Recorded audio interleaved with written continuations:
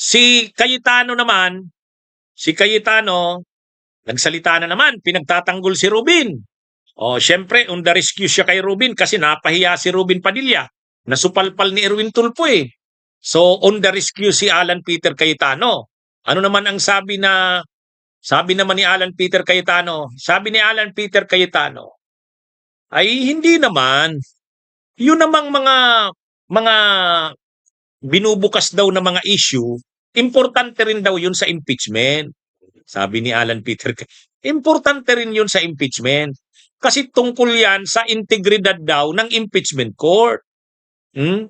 Sabi ni Alan Peter Cayetano, tungkol yan sa integridad ng impeachment court. O bakit daw nila nire-raise yung issue na kinasuhan siya ni Matibag o iniimbestigahan siya ni Matibag? Bakit niya daw nire-raise yung issue na yon? Ay kasi daw ginigipit siya. Gusto siyang kumbaga ano siya, wini-weaponize o ginagamit ang batas para yung mga senator judges ay yumukod. Ha? Kumbaga sumunod sa kung ano ang gusto. Kaya siya daw halimbawa iniimbestigahan siya ng NBI para panghinain ang kanyang laban. Para hindi na siya kumukontra, sabi ni Cayetano. So ang issue daw doon, integrity na mismo ng impeachment court. So tama lang daw na i-brought up niya yung issue na yon. Pero may masama kasing sinabi si Cayetano eh. May masamang sinabi. Masyadong mainsulto ang bibig.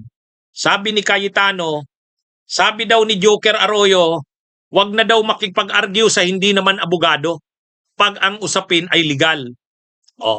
Ganon.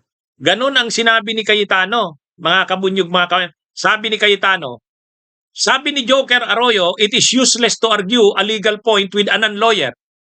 Kaya ka nga nag 4 years na law school at nagbabar.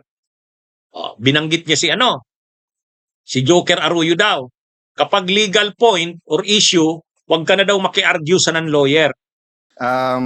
Regarding the waste of time here, sabi ni Senator Joker Arroyo, it is useless to argue a legal point with a non-lawyer. Masyado namang mainsulto naman yung statement na yon ni Cayetano. Kaya ang ginawa, tumayo ngayon si Senador Soto, si dating Senate President. Sabi ni dating Senate President Soto, I do not have 4 years of law, but I have 29 years of lawmaking. Yun. Thank you, Mr. President, the presiding officer. I do not have 4 years of law, but I have 29 years of lawmaking. And I move that the manifestations of that we have heard be referred to the Senate proper. Supalpal si Cayetano ni Soto eh. Bakit? Bakit? Ang kaalaman ba nakukuha mo lang sa pag-aaral ng law? Hindi naman lahat ng kaalaman nakukuha mo sa pag-aaral ng law. Tama si si dating Senate President Tito Soto. Okay, 4 years kang nag-aral ng law. Okay, natuto ka doon tungkol sa batas. Kasi yun eh.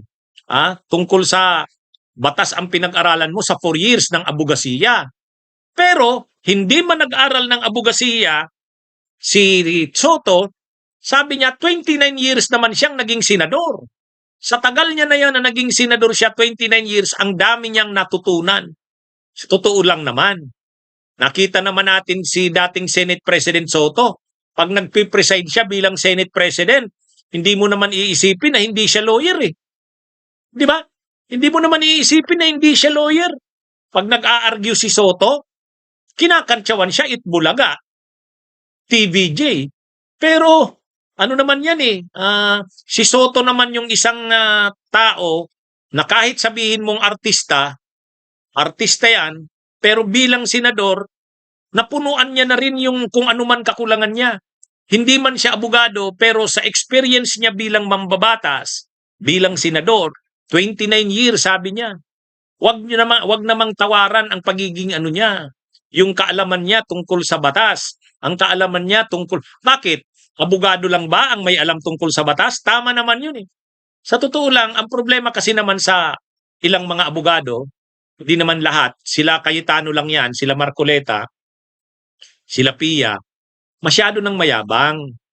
Akala mo, dahil lawyer, magagaling na. Oh, akala mo pala bilang lawyer, kayo na lang ang may monopolyo ng kaalaman sa batas. Mali naman yun eh. Mali naman yun, mga kabunyog, mga kababayan. Kaya ano yun eh, mapang-insulto naman, mapanlait yung statement ni Cayetano. Sabi ni Cayetano, kinukot niya si Joker Arroyo, wag daw, hindi daw dapat ang isang lawyer makipag-argue sa isang non-lawyer pag ang issue ay tungkol sa legal point. Wala, ano daw yan? Hindi daw tama yan. Sus naman, ang yabang naman ni Cayetano. Ang yabang naman ni Cayetano. Sa totoo lang, hindi naman ganyan ang ang batas ba? Magkakaroon ka ba ng kaalaman sa batas kapag nag-aral ka lang ng law? Hindi naman. Katulad nga ng sinabi ni dating Senate President Soto, yung tagal niya sa pagiging lawmaker, senador, marami na rin siyang nalaman sa batas. So wag namang tawaran. Wag namang tawaran. Tama rin naman yun. Tama rin naman yun. Saka marami rin namang mga abogado na abogado nga. Pero nagkakamali rin sa kaalaman sa batas.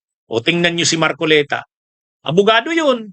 Pero tingnan nyo, bakit hindi niya alam na ang plunder ay hindi lang naman laging public funds ang involved. Pwede rin namang private funds.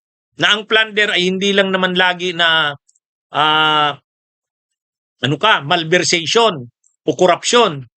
Na ang plunder, yung tumanggap ka ng gift mula sa private person, by reason of your office, ang amount na involved ay more than 50 million, series siya ng acts, pasok pa rin yan sa plunder. Hindi naisip ni Marcoleta yun. Kaya nga nakulong siya eh. Akala niya, tama yung mga argumento niya. Di ba? Ang laking error yung nagawa ni Marcoleta. Lawyer yan. Lawyer yan. Di ba? Kaya wag namang mayabang si Cayetano. Wag namang mayabang, hindi naman ang lahat ng kaalaman sa batas ay lawyer lang ang nakakaalam. Hindi naman ganoon 'yon. Hindi naman ako nagmamayabang ng ganoon. Bakit nakikipag-argumento ba ako sa mga hindi lawyers? Hindi. Kahit hindi ka lawyer, marami ka rin namang pwede namang marami ka pa ring alam sa batas. Ano naman 'yun? Wag ganoon. Kaya lang, yan nga, arugante kasi itong magkapatid na ito, si Alan Peter sa si Pia. Mga arugante. Akala mo sila lang yung marunong sa batas eh. Kaya medyo na